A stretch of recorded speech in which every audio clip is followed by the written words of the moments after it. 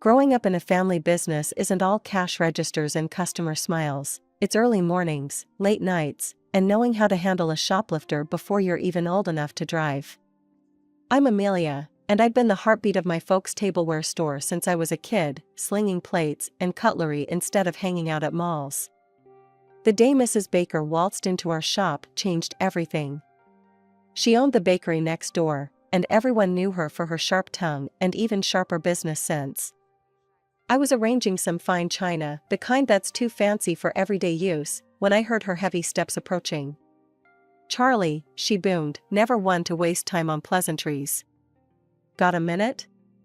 My dad, a man who never hurried his words, wiped his hands on his apron and nodded.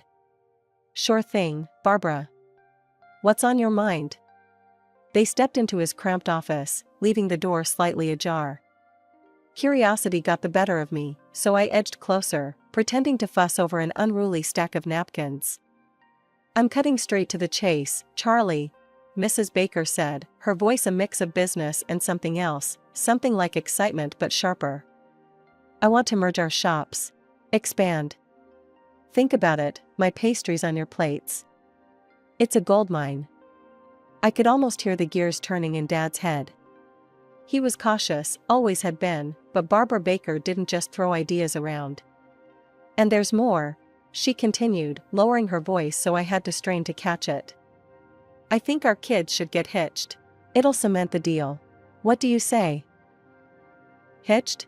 To Mark Baker? The idea seemed ludicrous. He was nearly 30, and sure, not bad looking, but marriage? I barely knew the guy. Dad coughed, clearly caught off guard. "Well, that's quite a proposal, Barbara. Marriage is a big step. Come on, Charlie. It's not the dark ages. It's just good business. Think about it. I'll send Mark over later to meet Amelia properly." Before Dad could reply, Mrs. Baker was already halfway to the door. She paused, turning back with a grin. "Don't take too long. I know a good deal when I see one." As soon as she left, I barged into the office. "Dad, you're not seriously considering this, are you?" He sighed, running a hand through his thinning hair. "I know, kiddo. It sounds out there. But maybe just meet him? No harm in that, right?" I was about to argue more, but the look on Dad's face stopped me. He was worried, really worried, about the store, about us. So I nodded, feeling like I was agreeing to scout enemy territory. That evening, Mark came over. He was taller than I remembered. "Hi, Amelia," he said, offering a hand like he was at a job interview. "Heard a lot about you." "Good things, I hope," I replied, shaking his hand, feeling the calluses on his fingers. Baker's hands. "Yeah, your dad's a legend around here. And Mom, well, she thinks this could be great for us. For everyone." Mark and I started dating not long after his mother pitched the idea of merging our families and businesses. It felt like I was living in a sped-up romance movie, but Mark made the whirlwind feel okay. He was the kind of guy who knew exactly how to make a girl feel special, always opening doors, bringing small gifts, and making sure I was comfortable. Despite the bizarre circumstances that brought us together, I found myself genuinely liking him. A year flew by, and before I knew it, I was saying "I do" in a simple but beautiful ceremony. We got married, and with our vows, the two family businesses became one. The merge was seamless on paper, but in practice, it was all orchestrated by Mrs. Baker, my new mother-in-law. She was a force to be reckoned with, steering everything with a stern hand and an eye for detail. Right after the honeymoon, which was more of a working trip to food expos than a romantic getaway, she wasted no time remodeling the store. We knocked down walls and created one large space that fused the bakery with the tableware shop. The new layout included a cozy seating area where customers could sip coffee and sample pastries on the fine china we sold.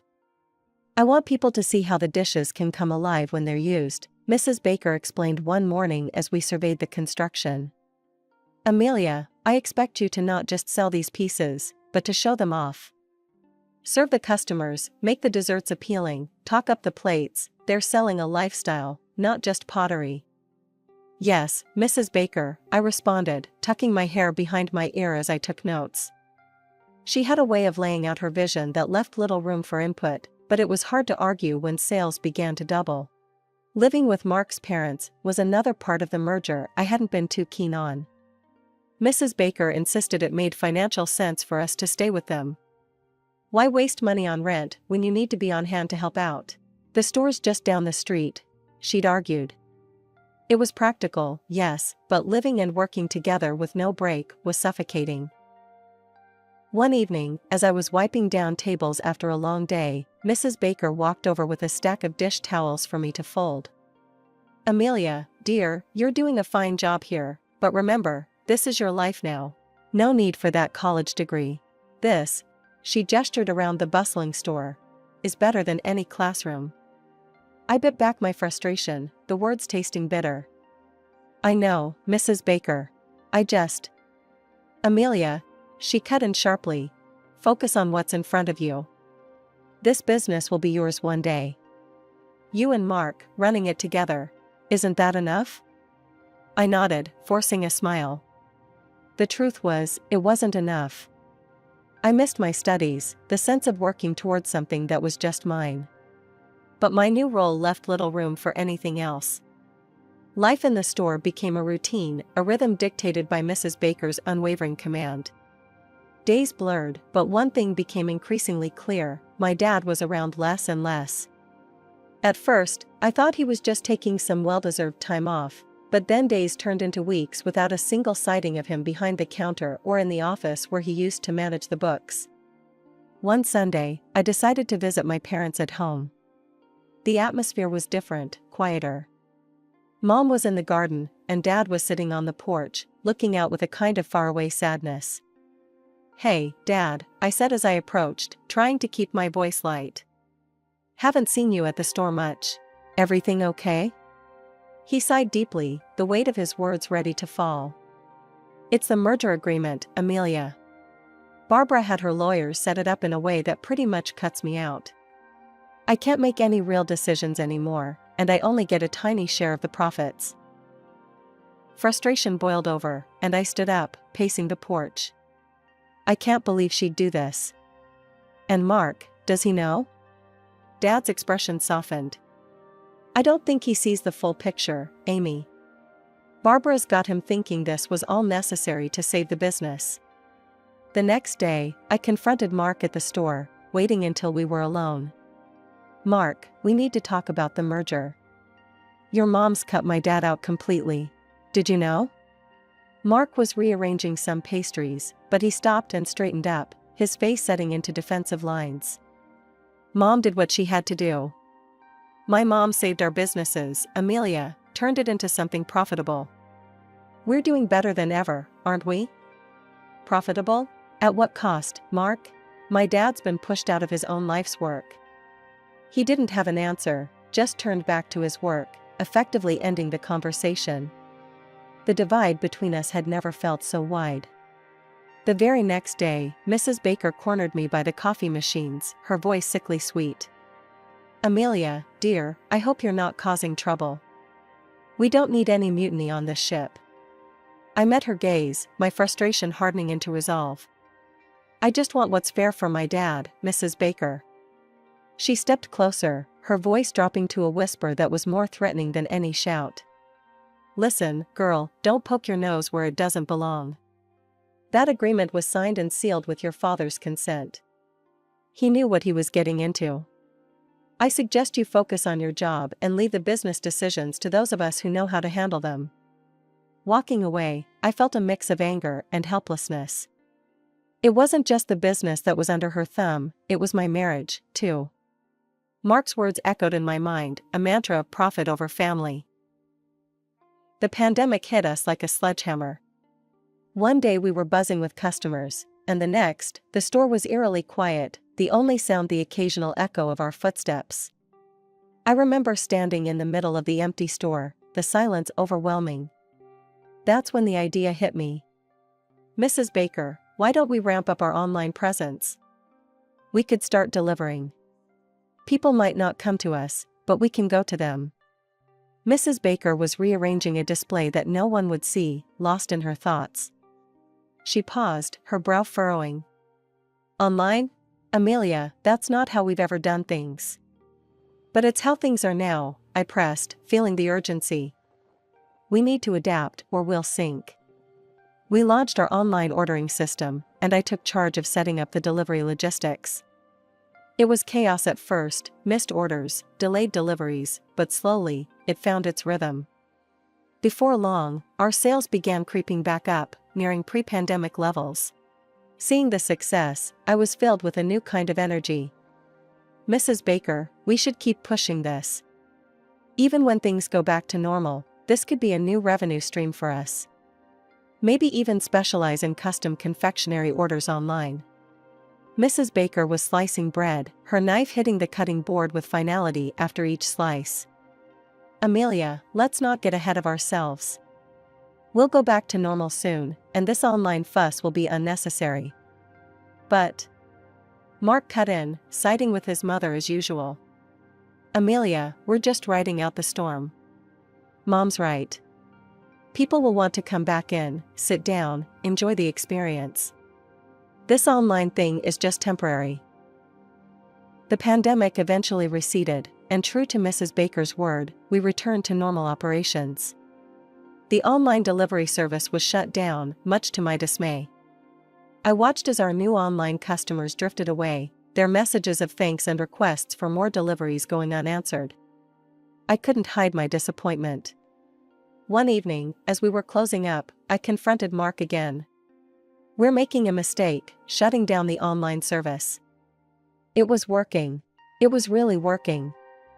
Mark was counting the day's cash, not looking up. Amelia, the crisis is over, and we're going back to what we know best.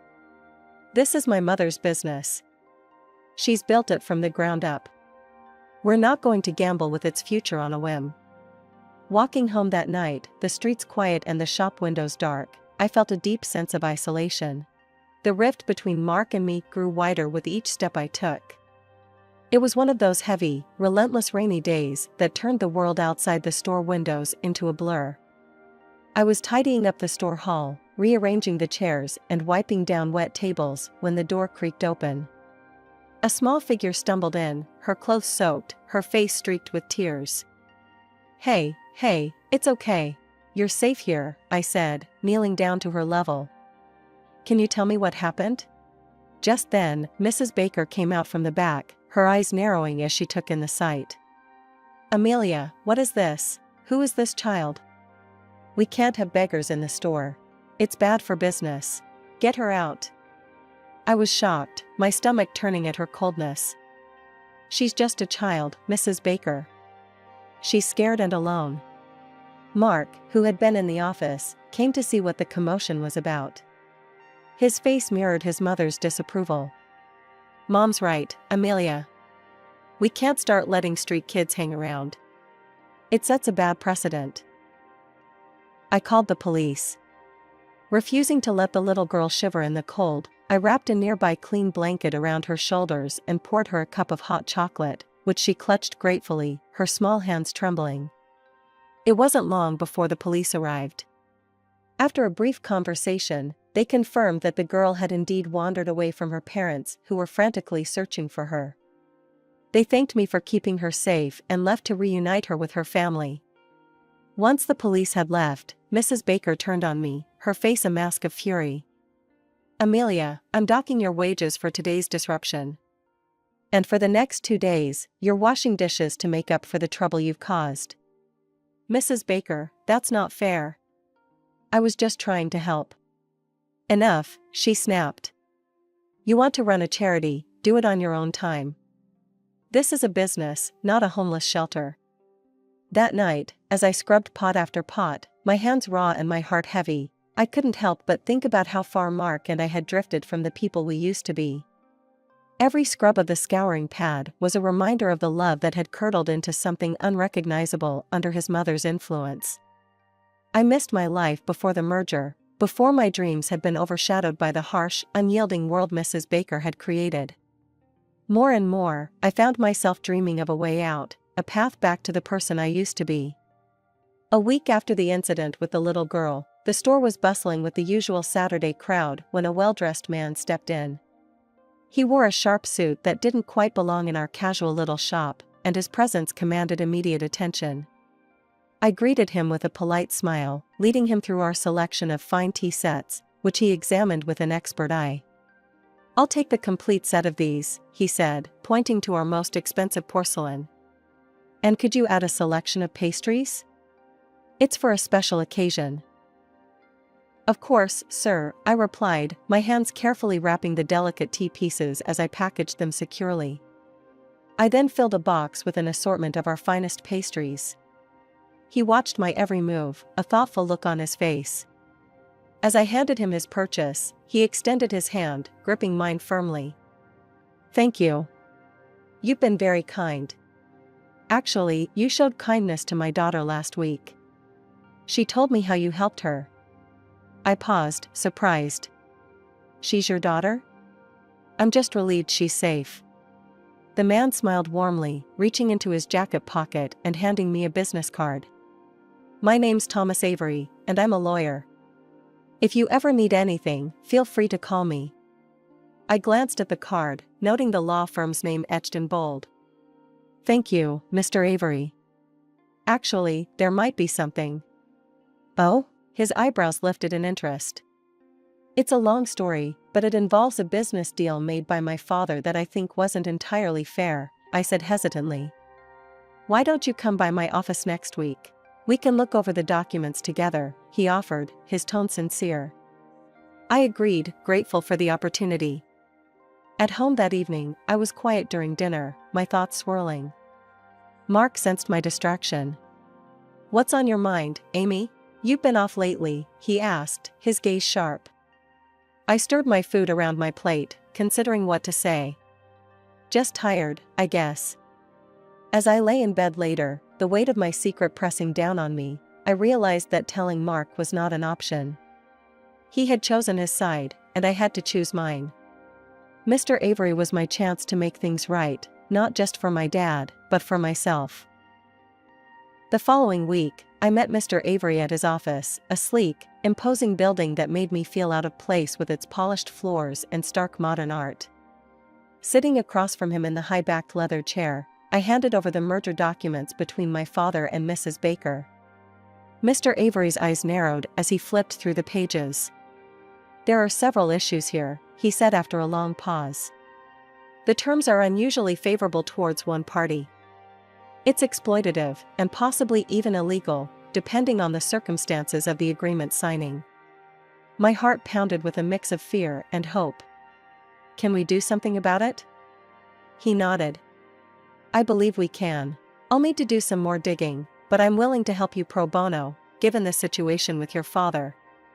"Thank you, Mr. Avery." I paused, unsure how to express my gratitude. "Don't mention it. Let's try to set this right." Leaving his office, I felt a mix of exhilaration and dread. The thought of going against my husband and his mother was daunting, but the possibility of reclaiming my father's rights was too compelling to ignore. As I approached our house, the sound of laughter and clinking glasses filtered out to the driveway. I paused, the realization hitting me like a cold wave. Today was our anniversary. How could I have forgotten? I opened the door to a scene of festivity, our living room transformed into a miniature banquet hall, filled with friends and family, all seemingly in high spirits. I stepped in, trying to muster a smile, but before I could get my bearings, Mrs. Baker spotted me. "Amelia, there you are, wandering the streets when you should be here hosting," she bellowed, her words slurred by drink. "We're celebrating, in case you forgot." I stammered an apology, feeling the eyes of everyone in the room on me. "I'm so sorry, Before I could finish, Mrs. Baker's temper flared, and with a dramatic flourish that only a drunken mind could conjure, she hurled an empty ceramic plate in my direction. It smashed against the wall where my head had been seconds before. The room fell silent, the festive mood evaporating like mist. Mark staggered over to me, a glass of wine in his hand, his smile cruel. "Looks like you need to clean up, Amy. You're dirty as a beggar," he sneered, and then splashed the wine across my hands and down the front of my dress. The sharp, sweet smell of alcohol stung my nostrils as laughter erupted from Mrs. Baker. The room's atmosphere shifted, guests exchanging uncomfortable glances, their earlier merriment replaced by a tense silence. Something inside me snapped. "Enough," I said, my voice ringing clear and surprisingly calm in the suddenly quiet room. "I met with a lawyer today. I'm filing for a divorce, Mark." The words hung heavy in the air. Mrs. Baker staggered forward, her face contorted in a mix of rage and confusion. "Divorce? You ungrateful." "And I'm contesting the merger agreement," I continued, cutting her off. "There's been fraud, and it's going to be investigated. The documents have already been sent to the authorities and the courts." Mark's face went pale, his earlier bravado draining away. "You can't. Who gave you the right to?" "I gave myself the right," I shot back. "For years, I've been treated like a servant in my own home, pushed around and laughed at. No more." I turned to leave, but Mrs. Baker grabbed my arm, her grip surprisingly strong. "Amelia, wait. Let's talk about this. We can sort something out." I pulled my arm free, feeling a surge of empowerment. "Talk to my lawyer," I said, handing her Mr. Avery's business card. "From now on, any communication goes through him." I walked away then, up the stairs to our bedroom, their shocked and angry shouts fading behind me. Each folded shirt and tucked away photo a step closer to freedom. The trial began, and it was clear from the start that Mrs. Baker and Mark were on the defensive. Her lawyer tried to paint me as a conniving, envious woman who was out to ruin the family business out of spite. "Ladies and gentlemen," her lawyer began, his voice smooth and accusing, "Amelia here is driven by sheer envy. She has spun a web of lies, hoping to entangle an honest businesswoman and her son in her deceit." I felt a flare of anger but remained composed. Mr. Avery, my lawyer, was next to speak, and his calm demeanor reassured me. "Your Honor, the evidence will show that my client has acted not out of envy, but out of a need to correct a grave injustice. The merger agreement, which we will present, clearly shows manipulations and unfair terms that were hidden from Amelia and her father." As documents were presented and witnesses called, the atmosphere in the courtroom grew tense. Mrs. Baker and Mark tried to defend their actions, but their arguments fell flat against the solid evidence we had gathered. When it was my turn to testify, I stood, feeling every eye in the room on me. I respected Mrs. Baker and never would have imagined that family could treat each other this way. This isn't about jealousy. It's about justice for my father and for me, about reclaiming what was dishonestly taken from us. The trial lasted for days, but finally, the jury returned with their verdict. "Guilty of fraud," those words echoed in the courtroom, a sweet sound amidst the chaos of the past months. The judge then proceeded to annul the fraudulent merger agreement and imposed a significant fine on Mrs. Baker, along with an order for financial compensation. However, Mrs. Baker's finances were a mess, it turned out. She couldn't afford the monetary compensation.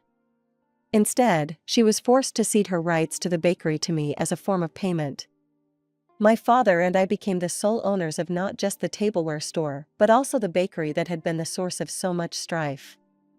Back at the store, which now felt truly ours, my father hugged me, his eyes wet with tears of relief. "Amelia, you've done more than just win back our store. You've restored our family's honor." Mrs. Baker and Mark were now in a dire situation. With no bakery and no savings, they were forced to find other jobs. The community's support had shifted, seeing them for who they truly were, and they struggled to regain any standing. As for me, I felt a freedom I hadn't known in years. I resumed my college studies, each class a step toward rebuilding the life I had put on hold. Life at the store was bustling, better than it ever was.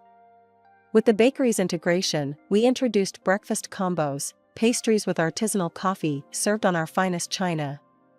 It was a hit. Dad ran the floor, his joy in customer interaction evident, while I managed behind the scenes, planning expansions and new product lines. "This feels right, doesn't it?"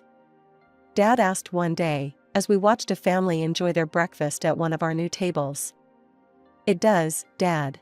It feels like us, I replied, my heart light, my gaze steady on the bright future we were building. Not just rebuilding what we had lost, but creating something new, something better, fortified by the lessons of the past and hopeful for the future.